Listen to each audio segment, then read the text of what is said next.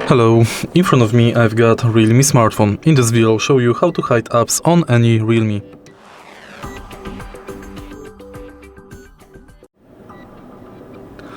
To hide apps on any Realme, let's go to settings of your smartphone. Find security and privacy and then scroll down. Find hide apps. Get started.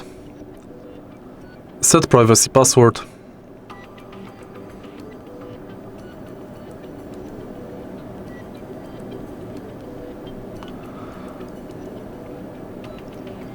Link your privacy password to your account or email address.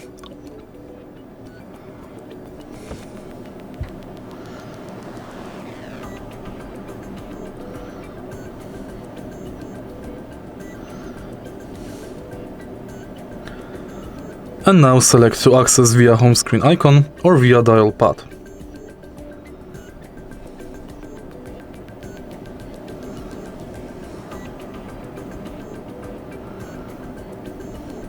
Add apps, and now select app you would like to add.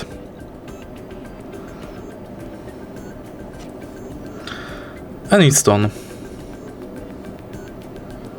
If you find this video helpful, please leave like, comment and subscribe.